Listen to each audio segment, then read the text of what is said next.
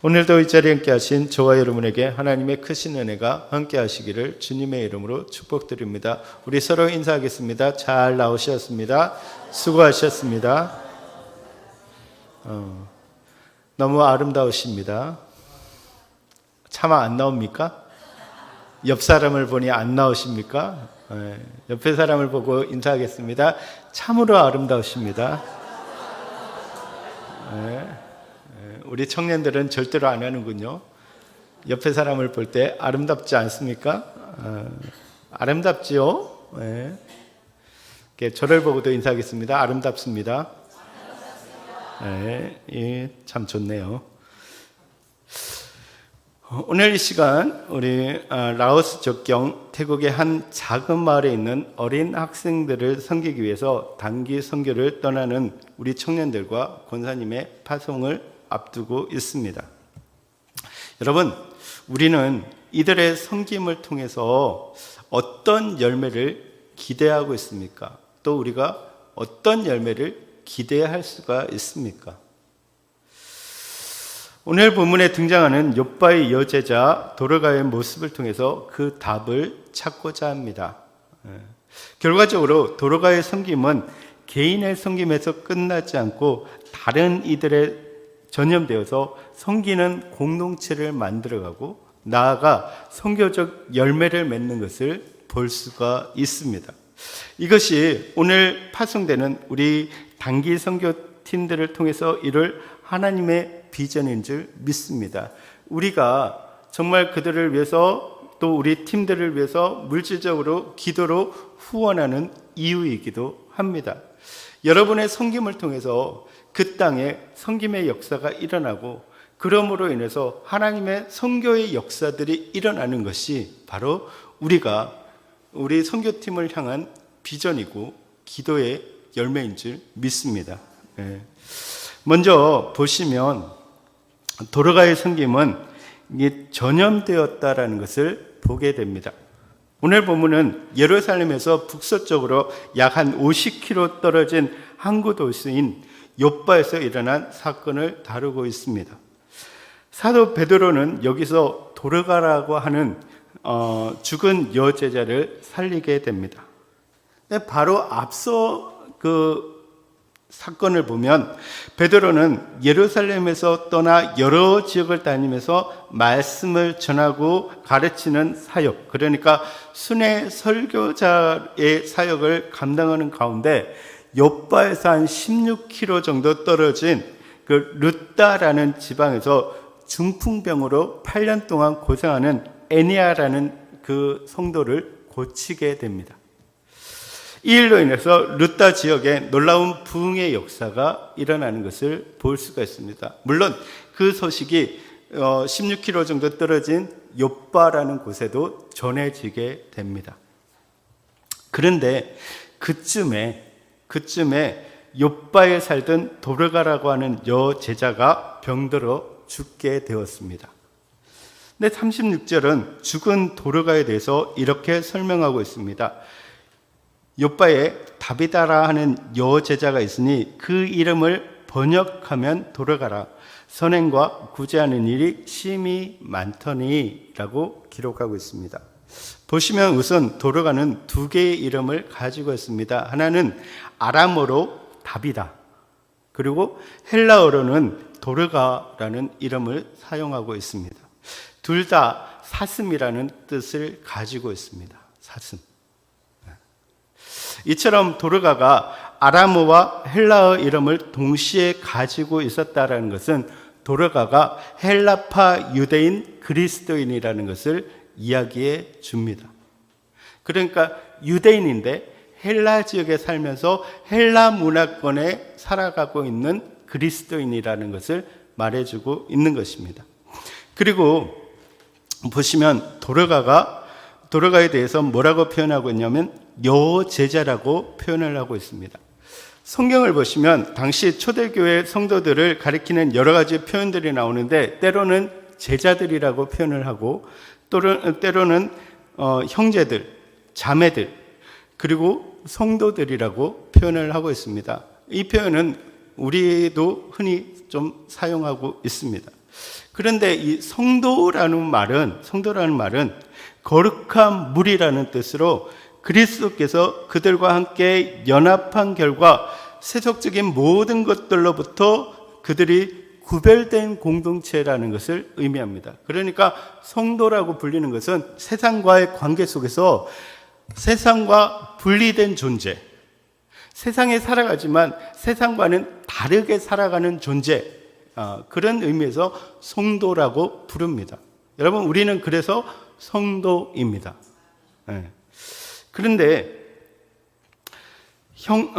형제들 혹은 자매들이라고 이야기하는 것은 교회 공동체 안에서 성도들 간의 관계에서 그리스도를 중심으로 한 가족이라는 의미에서 형제 자매라고 부릅니다. 그러니까 우리가 형제님, 자매님이라고 부르는 것은 그리스도가 우리의 머리가 되시고 우리는 모두가 한 가족이다, 한 가정이라는 의미를 가지고 있습니다.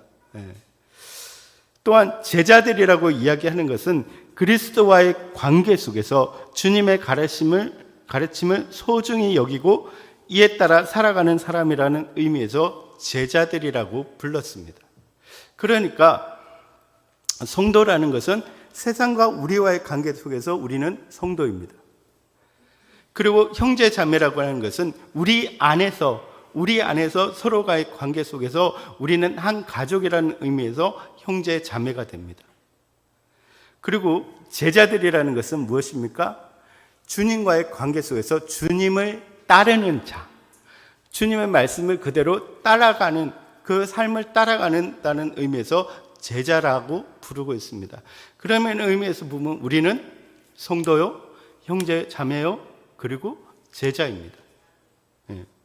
그러니까 도르가에 대해서 여제자라고 부르는 것은 도르가가 주님의 말씀을 따라 살아갈 뿐 아니라 헌신적인 섬김의 삶을 살았기 때문에 그를 제자라고 부르고 있다라는 것입니다. 그런 의미에서 뒤에 선행과 구제하는 일이 심히 많더니라는 표현은 그리스도의 제자로서 너무나 자연스러운 표현일 수밖에 없습니다. 여러분, 믿음과 선행과 구제는 제자의 삶에 당연하게 나타나는 열매인 줄 믿습니다. 여러분, 우리가 예수 그리스도를 따르는 그리스도인이고 제자라고 이야기한다면 우리 안에 뭐가 나타나야 됩니까? 그리스도에 대한 믿음이 있어야 됩니다. 그 믿음 안에서 선행이 나타나고 구제함이 나타나고 섬김이 나타나야 된다는 것입니다. 여러분, 우리가 지금 섬기러 갑니다. 금요일에도 이야기를 했지만 가장 중요한 것이 무엇입니까? 그리스도에 대한 믿음이 있어야 됩니다. 그죠? 그 믿음 안에서 우리가 선행이 나오고 믿음 안에서 구제가 나오고 믿음 안에서 섬김이 나올 수 있다라는 것입니다. 그래서 우리가 파송식을 갈 때 가장 먼저 우리에게 준비되어야 되는 것이 무엇입니까? 주님에 대한 믿음입니다. 우리와 함께 하실 것이고 우리를 향해서 역사하실 것이고 그 땅 가운데 미리 일하고 계심을 믿으시기 바랍니다. 우리를 사랑하셨듯이 그 영혼들을 사랑하고 계시고 그 영혼들이 구원받기를 원하고 계신다라는 것을 분명히 믿는 믿음을 가지고 나아가는 우리의 심령이 되시기를 주님의 이름으로 축복드립니다. 근데 계속해서 보면 뒤에 나오는 그 내용들을 종합해 보면 도르가가 제자로서 어떤 섬김의 삶을 살았는지 알 수가 있습니다.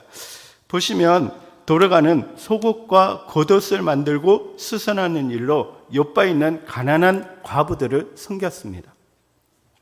지금도 여자 혼자 살아가는 것이 그리 쉬운 일은 아니지만 그 당시, 그 초대교회 당시의 과부는 경제활동을 하는 자녀가 있거나 혹은 재혼하지 않는 이상 돈을 벌 수 있는 방법이 전혀 없었다는 거예요. 경제활동을 할 수가 없었다는 거예요. 그렇기 때문에 그 초대교회에 있어서 과부를 돕는 일은 교회가 해야 되는 중요한 사역 중에 하나였습니다.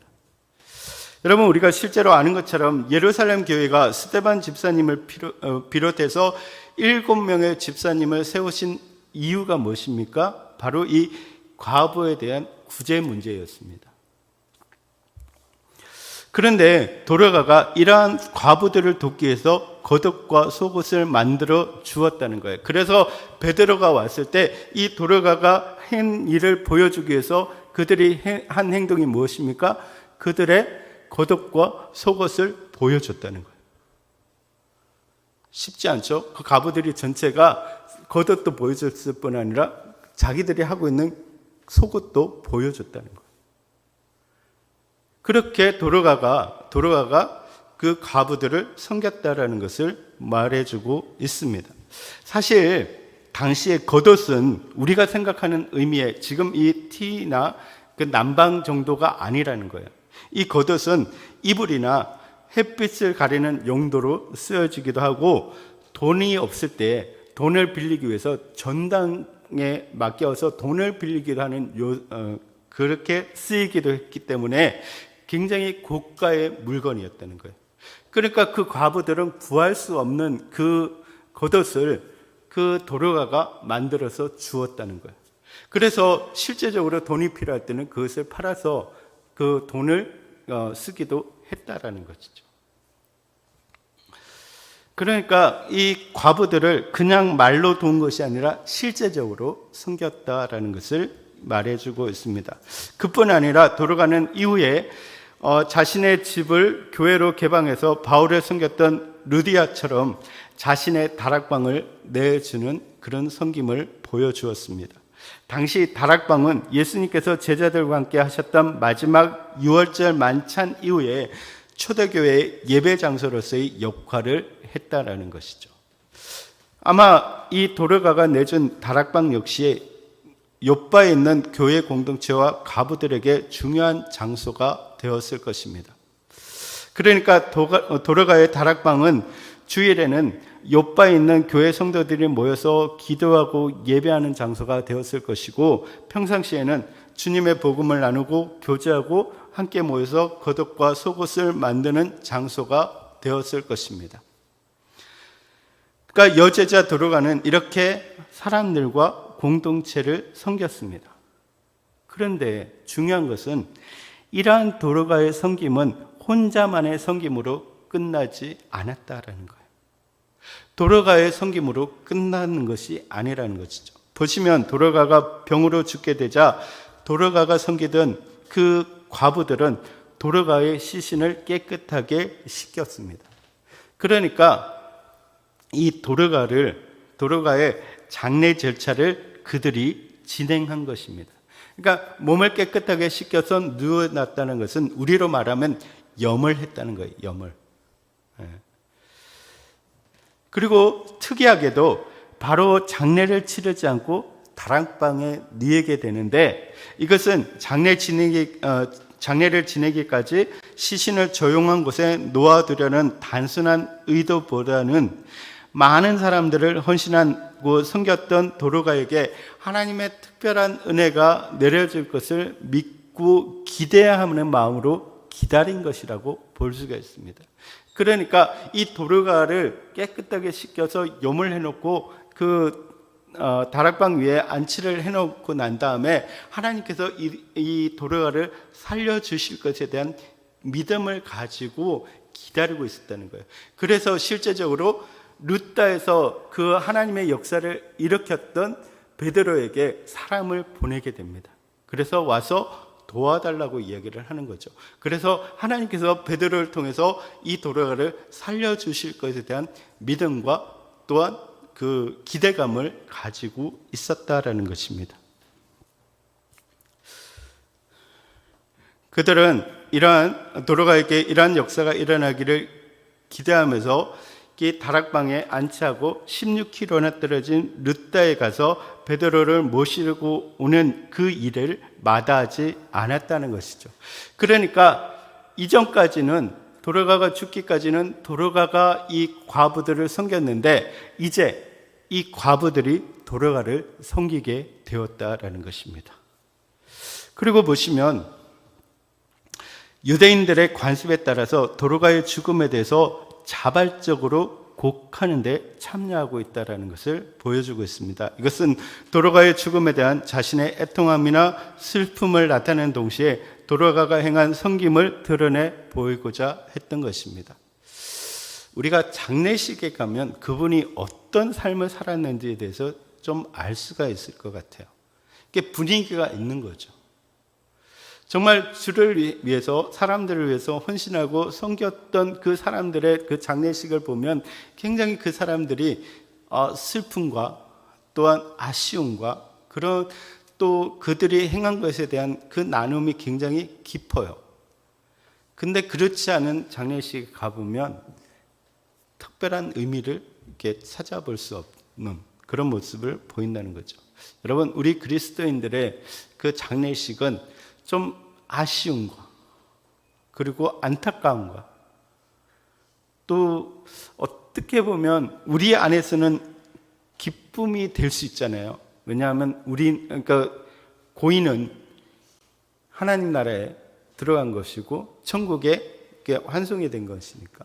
그렇지만 남아있는 사람들의 안타까움을 볼 수 있는 그런 모습이 되기를 주님의 이름으로 축복드립니다. 그러니까 우리가 그런 삶을 살아가야 된다는 거죠. 근데 지난 시간에 우리가 살펴본 것처럼 엘리야가 하나님을 온전히 섬겼을 때 하나님께서 엘리야를 섬겼던 것처럼 이 섬김은 도르가의 섬김은 공동체 안에서 확산되었고 다른 사람들이 그를 섬기는 데까지 나아올 수가 있었다라는 것입니다. 여러분, 섬김은 나 개인의 섬김에서 끝나지 않습니다. 섬김은 전염됩니다. 다른 사람이 또 다른 사람을 섬기는 공동체가 된다는 것을 믿으시기 바랍니다.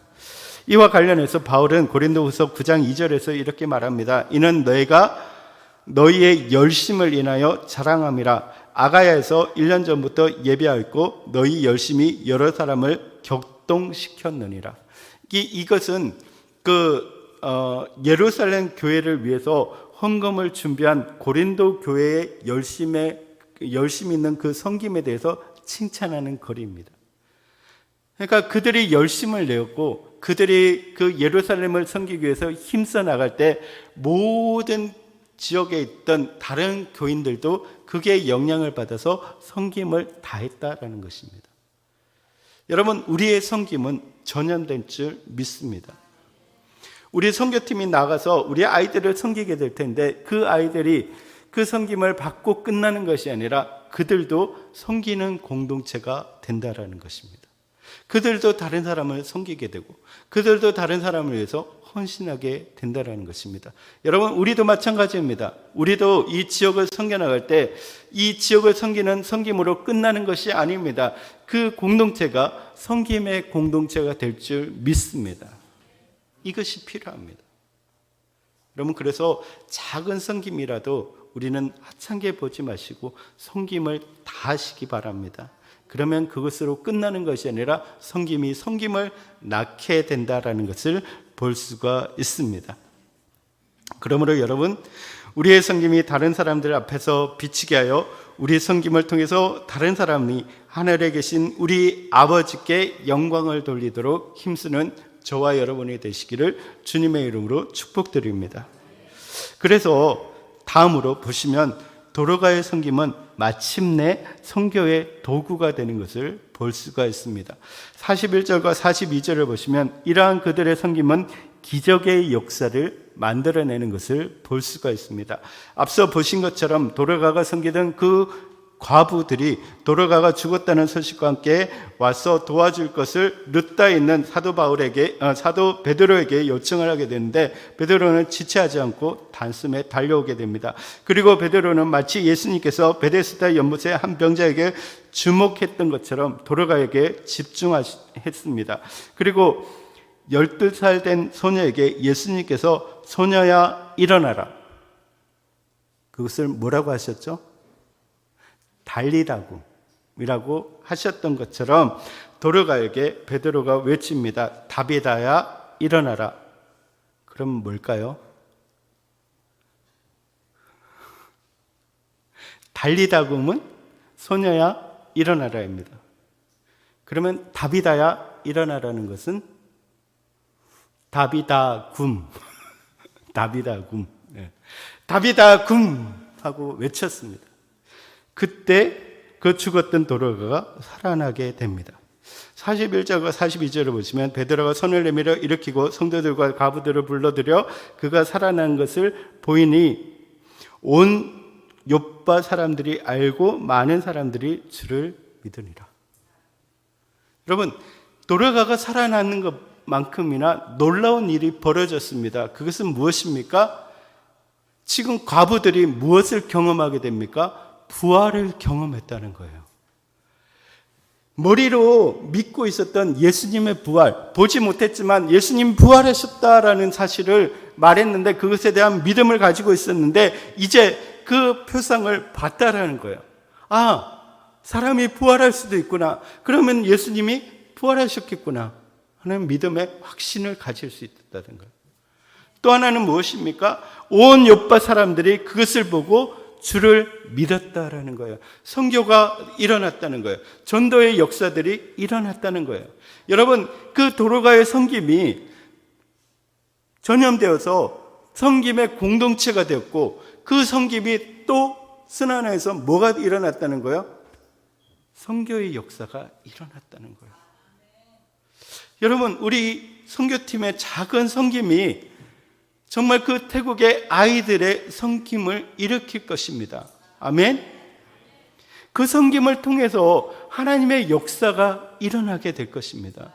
그러면 그들이 듣지 못하고 보지 못했던 그 그리스도에 대한 하나님에 대한 확신을 가지게 될 것입니다.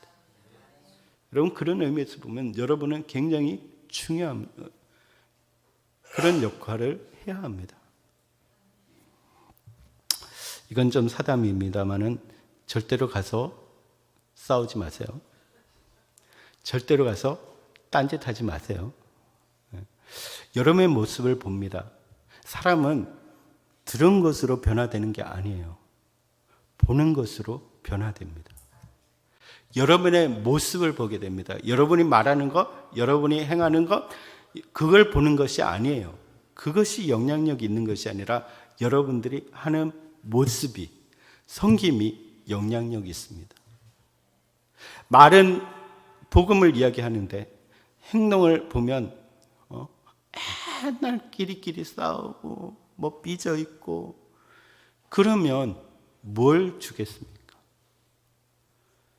여러분, 일주일 동안 생활하면서 정말 여러분들의 섬김을 보여주는 여러분의 모습이 되기를 바랍니다. 그것이 그들의 삶을 변화시키고 그들이 섬김의 공동체가 되고 그 섬김으로 하나님의 역사가 일어날 줄 믿습니다. 그래서 태국 그 지역에 하나님의 복음이 선포될 줄 믿습니다.